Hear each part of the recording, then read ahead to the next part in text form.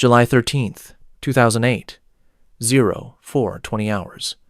Vehicle Patrol Base, Kaler, Wanat Village, Kunar Province. 9 American paratroopers are about to die. They don't know it yet. Specialist Kyle White crouches behind a HESCO barrier, scanning the ridgeline through his ACOG scope. 200 meters away, Taliban fighters are moving into position, 200 of them, against 48 Americans. But here's what makes this impossible. The patrol base is 9 days old, unfinished. Half the defensive positions aren't complete. And the position White's about to defend? It violates every principle in the Army's field manual. Officers reviewing the battle would later call it suicidal. So why did White build it that way? Kyle White was not born to be a soldier. He grew up in Bonnie Lake, Washington, a timber town 40 miles southeast of Seattle, where the Cascade foothills meet endless Douglas fir forests. His father worked construction, framing houses through the boom years.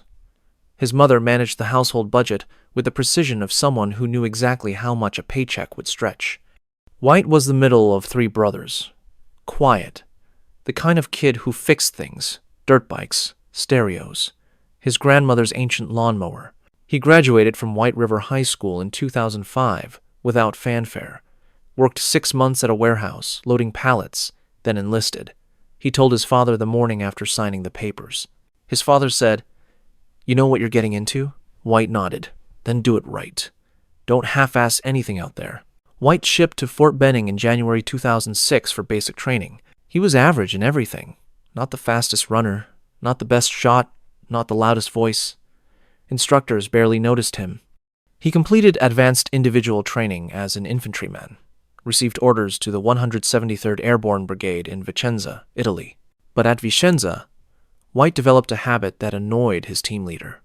While other privates cleaned weapons or slept, White sketched fields of fire, dead space calculations, memorized the effective range of every weapon system in the platoon. His team leader, Sergeant Zwick, found him one night hunched over a notebook covered in diagrams.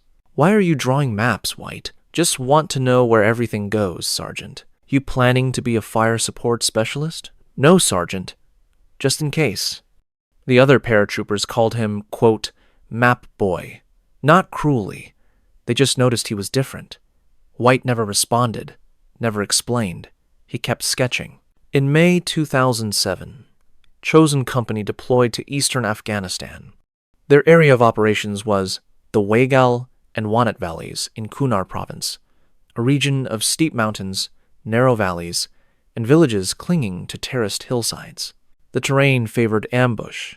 The Taliban controlled the high ground, and American forces operated from isolated patrol bases connected by helicopter and dangerous roads.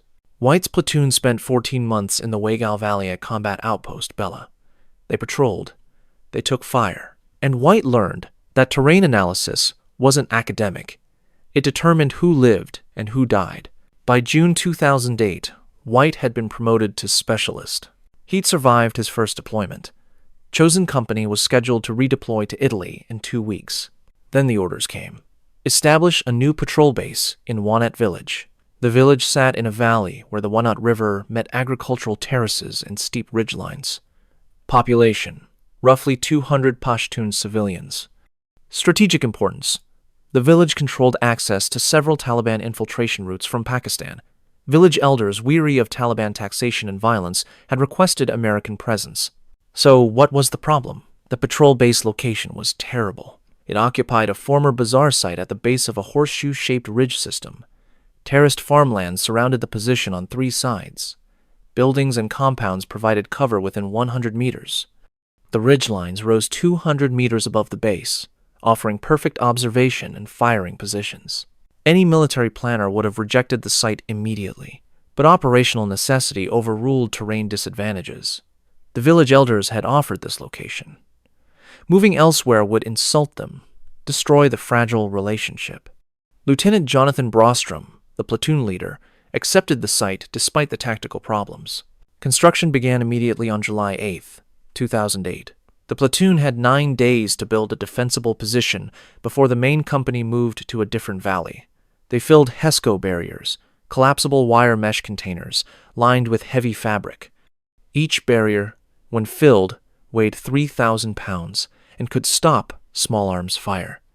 They stacked barriers to create walls, bunkers, fighting positions. But 9 days wasn't enough. Standard doctrine called for overhead cover on every position, interlocking fields of fire, cleared fields of observation to 300 meters, redundant communication systems, and pre-registered indirect fire support. VPB Kaler had none of these. The main patrol base occupied a rectangular footprint roughly 100 meters by 75 meters. HESCO walls formed the perimeter, but gaps remained where barriers hadn't been placed. Overhead cover existed only on the command post and the aid station.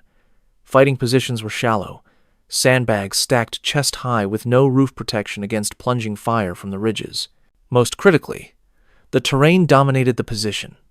Any enemy force occupying the ridgelines could fire directly into the patrol base from elevated positions.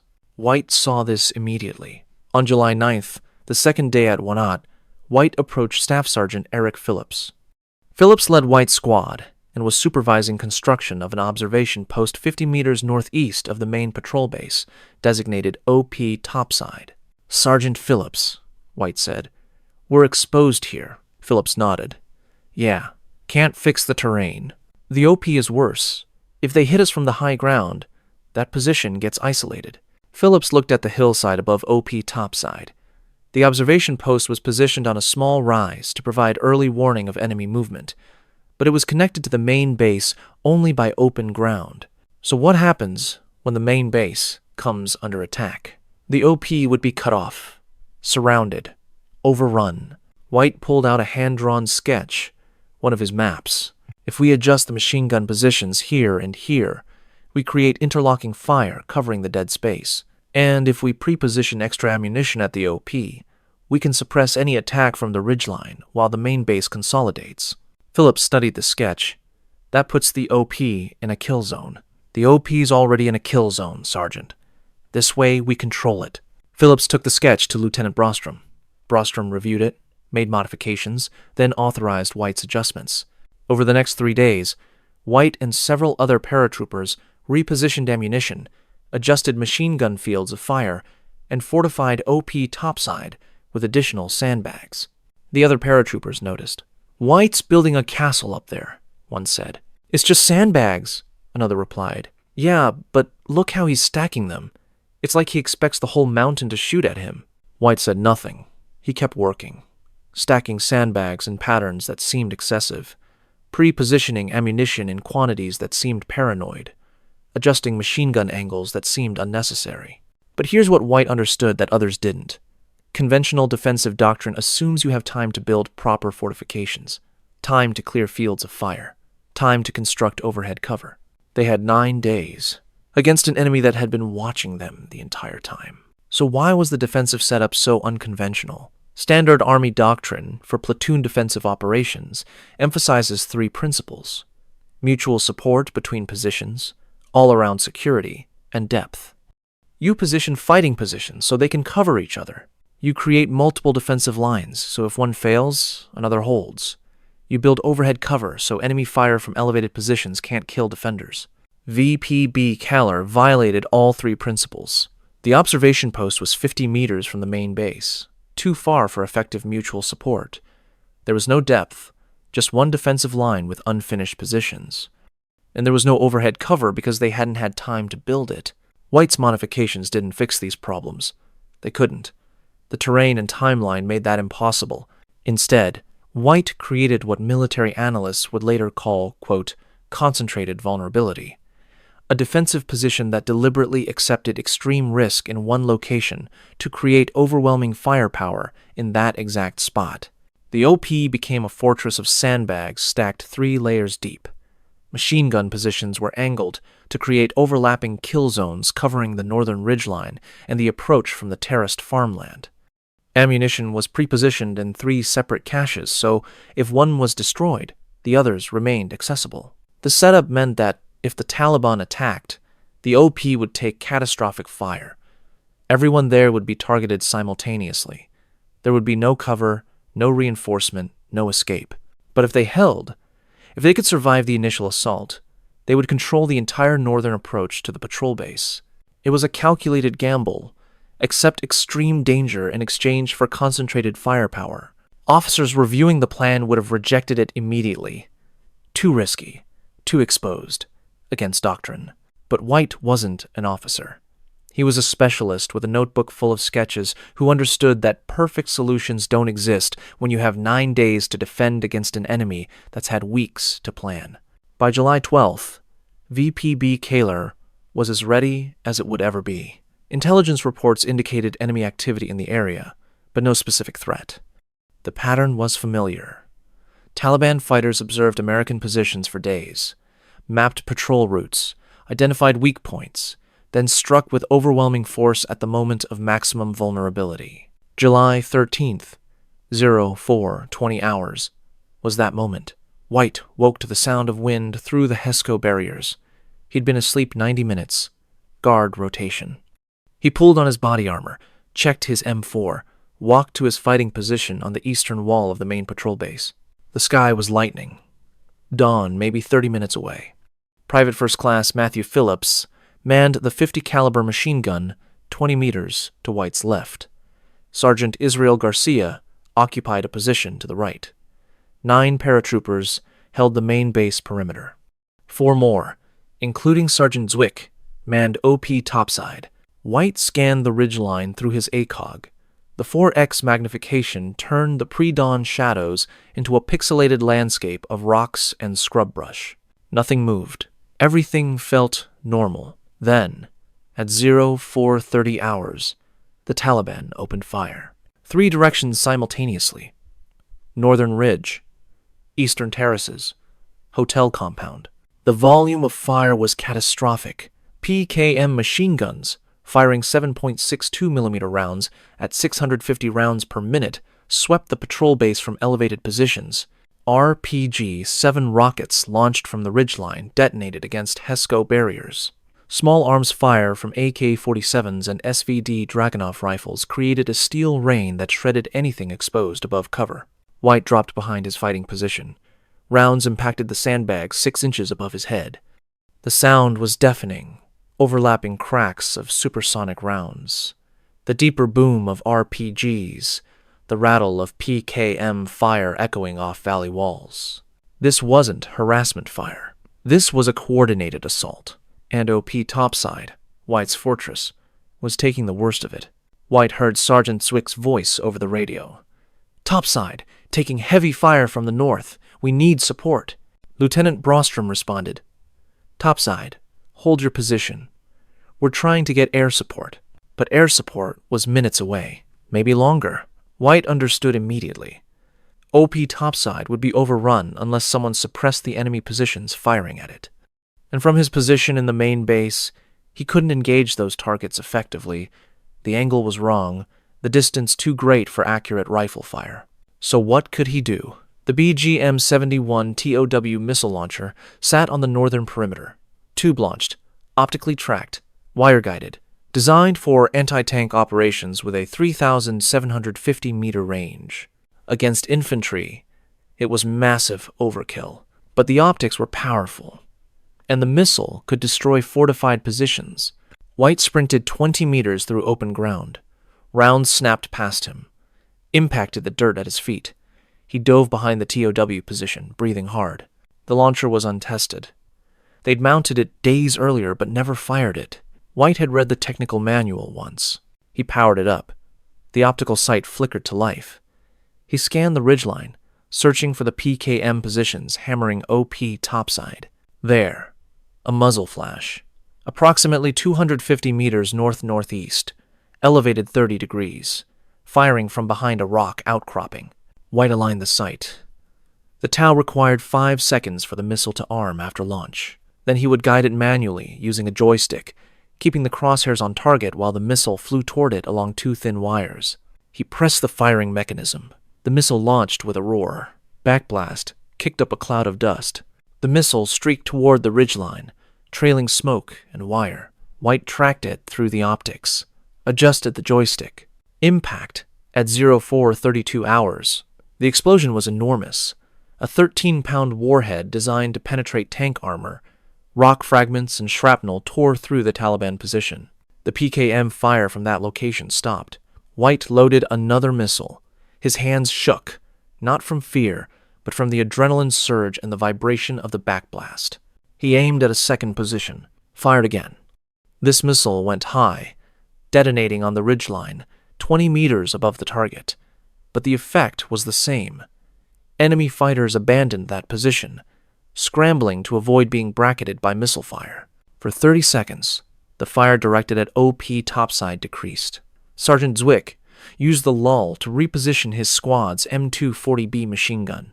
The 7.62mm weapon, belt-fed and capable of 650 rounds per minute, began suppressing enemy positions on the northern ridge. But the Taliban had numbers. Intelligence analysts would later estimate 200 fighters participated in the assault. They attacked in waves, using fire and maneuver tactics. While one group fired, another group moved closer through the terraced farmland and irrigation ditches. By 0440 hours, Taliban fighters had reached positions within 50 meters of the main patrol base. White heard an RPG launch, a distinctive whoosh of propellant. The rocket streaked across the patrol base, passed 3 feet above his head, detonated against the command post's HESCO wall. Someone screamed. White couldn't tell who. He abandoned the Tau launcher, grabbed his M4, moved to the western wall where the enemy was closest. Sergeant Garcia was there, firing his rifle in controlled bursts. "How many?" White shouted. "Too many!" Garcia shouted back. White looked over the sandbags for 1 second. He saw a line of Taliban fighters moving through the terraced fields, using irrigation ditches for cover, advancing in short rushes. They wore a mix of clothing, some in dark shalwar kamiyas, others in tactical vests looted from previous battles. They carried AK-47s, PK-MIs, RPGs. They moved with discipline, not the wild charging of untrained fighters. White aimed, fired. A fighter dropped. The M4 ran dry. He dropped the magazine, loaded a fresh one from his vest. 4th magazine. He'd started with 7. At 0445 hours, 15 minutes into the battle, Lieutenant Brostrom called for close air support. The response came back. Apaches inbound. ETA, 12 minutes. 12 minutes. A lifetime. White looked toward OP topside, still under heavy fire. Smoke rising from the position. Then he saw movement at the base of the OP's sandbag wall. Taliban fighters. 3 of them, climbing the slope toward the position. Within grenade range. If they breached the OP, the 4 paratroopers there would be killed. White made a decision that any officer reviewing the action would later call tactically insane. He left the main patrol base, ran toward OP topside, through open ground being swept by machine gun fire. He had no orders, no backup, no support, but he knew what his father had said. Don't half-ass anything out there. White sprinted 50 meters through what military analysts would later describe as a, quote, 360-degree beaten zone, an area under fire from all directions. Rounds impacted the dirt around him. The sound was like hail on a tin roof. He ran in a crouch, zigzagging, his M4 held at low ready. He reached the base of OP topside at 0447 hours, Dove behind the sandbag wall, gasping for breath. Sergeant Zwick was on the radio. "Taking casualties! Ayers is down! We need medevac!" White looked into the observation post. Corporal Jonathan Ayers lay on his back, blood spreading across his uniform. Specialist Rainey was applying pressure to a wound. Corporal Hoveder was on the M240B, firing controlled bursts at the ridgeline. The 3 Taliban fighters White had seen were closer now, within 40 meters, using rocks and vegetation for cover. White aimed his M4. Fired. The first fighter dropped. The second scrambled behind a boulder. White shifted fire. Put 3 rounds into the boulder. Rock chips exploded. The third fighter raised an RPG launcher. White's M4 was empty. He dropped the rifle, drew his M9 Beretta from his thigh holster. The pistol felt tiny, inadequate. Effective range, 50 meters. The fighter was 35 meters away. White aimed, two-handed, fired. The 9mm rounds had no chance of penetration at that range, but the fighter flinched. Lowered the RPG. Corporal Hoveder on the M240B, traversed the machine gun and fired. The 7.62mm rounds tore through the fighter's position. The RPG launcher clattered down the slope, unused. White reloaded his M4. His hands were shaking so badly he dropped the first magazine, had to pull another from his vest. His fingers felt numb, clumsy. The magazine seated with a click. Zwick shouted, "White! We need to suppress the North Ridge. They're massing for another push." White looked at the ridgeline. Through the smoke and dust, he could see movement, dozens of fighters repositioning, preparing for a coordinated assault. If they came now, they could overrun the position. White climbed onto the OP's firing step, exposing himself above the sandbag wall. The position gave him a clear field of fire toward the ridge, but it made him a target for every weapon system the Taliban had. He aimed at the nearest cluster of fighters, approximately 200 meters distant, began firing controlled pairs. 2 rounds. Shift target. 2 rounds. Hovater joined him on the M240B, firing longer bursts. Together, they created a suppressive fire pattern that prevented the Taliban from organizing their assault. Every time a group of fighters tried to move, White or Hovater would engage them, forcing them back into cover. But ammunition was becoming critical. White checked his vest. 3 magazines remaining. 63 rounds total. He'd started with 210. At 0451 hours, White heard the sound of rotor blades. 2 AH-64 Apache helicopters appeared over the ridgeline, flying low and fast. The Apaches immediately engaged enemy positions with their M230 chain guns, 30mm automatic cannons, firing high explosive rounds at 625 rounds per minute. The effect was devastating.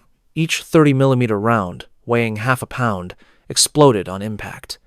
The Apaches made gun runs along the northern ridge, their chain guns tearing through Taliban fighting positions. Rock and dirt erupted in geysers. Fighters scrambled to escape the killing zone. White dropped behind cover as an Apache passed overhead, so close he could feel the rotor wash. The noise was overwhelming, the turbine engines, the chain gun, the rotor blades. For 2 minutes, the Apaches circled the patrol base, engaging any enemy position they could identify. The Taliban fire didn't stop, but it decreased dramatically as fighters abandoned exposed positions and withdrew into the tree line and compounds. Zwick used the lull. "White, get back to the main base. We need you on the Tau." White looked at Corporal Ayres. The wounded paratrooper was conscious now, being stabilized by Rainey.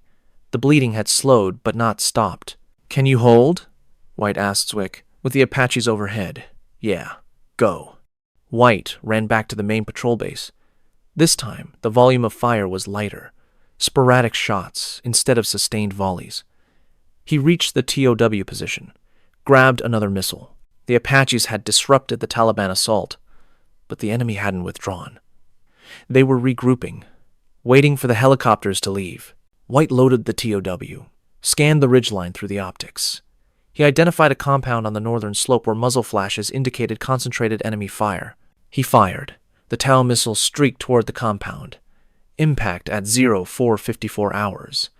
The building's remaining wall collapsed in a cloud of dust and debris. The muzzle flashes stopped. By 0500 hours, the Taliban assault had stalled. The Apaches continued their gun runs, preventing the enemy from massing for another push. White and the other paratroopers maintained suppressive fire from their positions. OP topside, though damaged and bloodied, continued to hold. At 0515 hours, a UH-60 Black Hawk medevac helicopter landed at the patrol base. The crew evacuated Corporal Ayres and 3 other wounded paratroopers.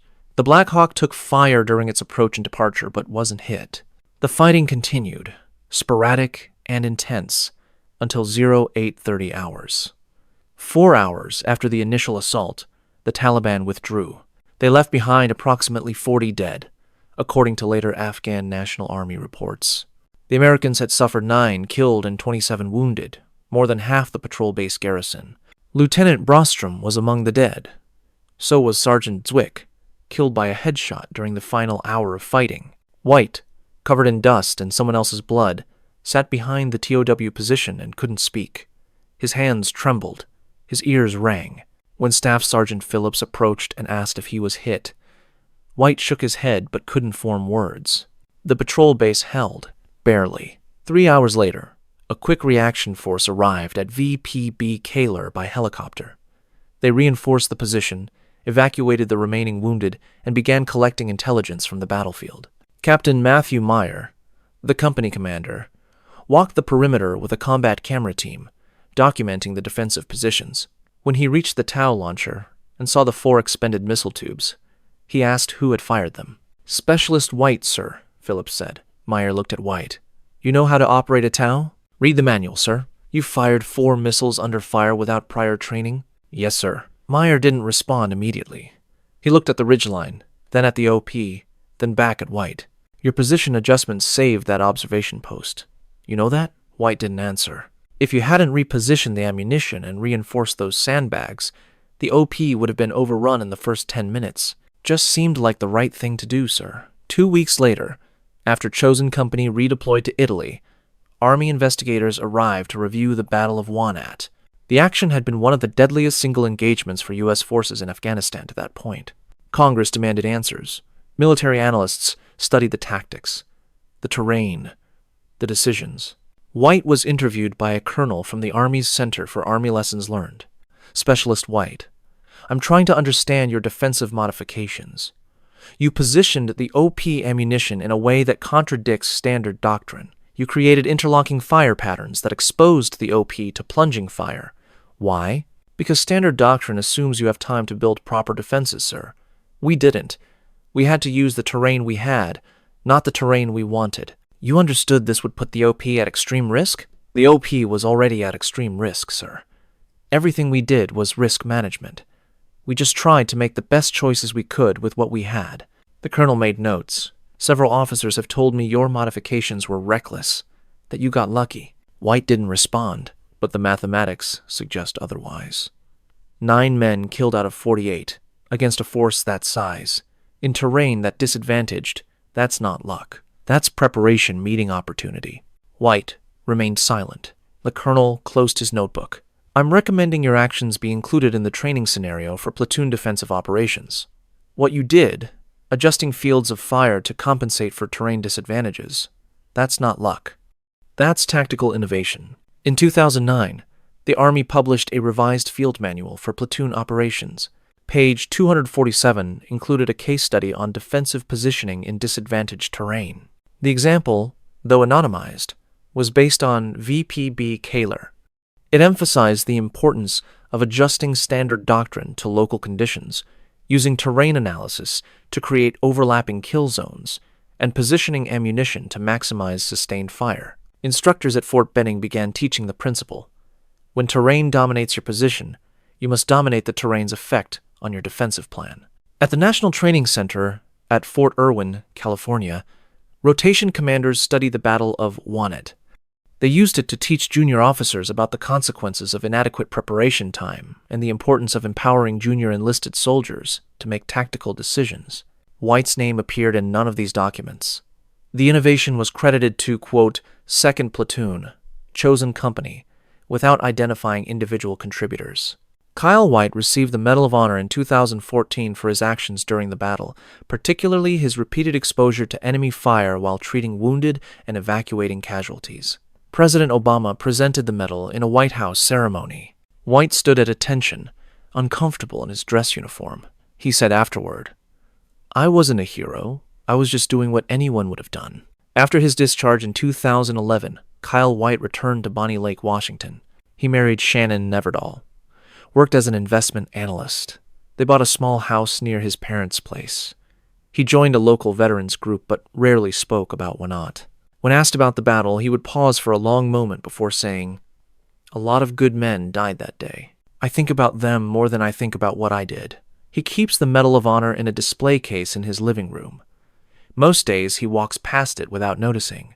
In 2018, the town of Bonnie Lake dedicated a small memorial park to the 9 paratroopers killed at Wanat.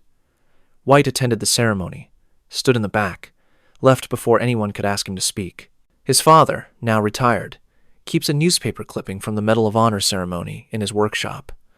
Under the headline, he wrote in pen, "Did it right, didn't half-ass it." Most people in Bonnie Lake know Kyle White received the Medal of Honor. Few know the details. Fewer still know about the defensive modifications that prevented a catastrophic defeat that morning in July 2008.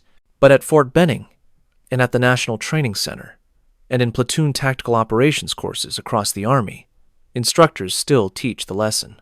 Sometimes survival depends not on following the manual, but on understanding why the manual exists and adapting its principles to impossible situations. There's a temptation to call stories like this myth. It's easy to think that battles are won by superior firepower, by perfect planning, by overwhelming force. We like to believe that warfare is scientific, that doctrine provides answers, that proper preparation prevents disaster. But the truth is that wars are decided in moments when doctrine fails, when preparation is incomplete, when the only resource left is a soldier's ability to think clearly under unimaginable pressure. Kyle White didn't win the Battle of Wanat. 48 paratroopers held that position together, and 9 of them died doing it. But White understood something that no field manual could teach, that terrain is neutral until someone makes a decision about how to use it. He saw a problem. He sketched a solution. He worked quietly while others slept. And when the moment came, those hours of unglamorous preparation created options that wouldn't otherwise have existed. White wasn't extraordinary. He was simply methodical. And in war, sometimes methodical is the most heroic thing you can be. What would you have done in Kyle White's position? Would you have left the relative safety of the main base to reinforce an observation post under overwhelming fire? Would you have trusted your terrain analysis enough to modify doctrine? What shocked you most about this story? The defensive position that violated field manual standards? The fact that 48 soldiers held off 200 attackers? That White taught himself to operate a TOW missile system by reading the manual once? Let us know in the comments below. If you believe that courage looks less like Hollywood and more like a quiet specialist sketching fields of fire while his squad mates sleep, share this with someone who needs to hear it. Because sometimes, the difference between catastrophe and survival is drawn in pencil on notebook paper by someone who simply refuses to accept that, quote, good enough is acceptable when lives depend on it.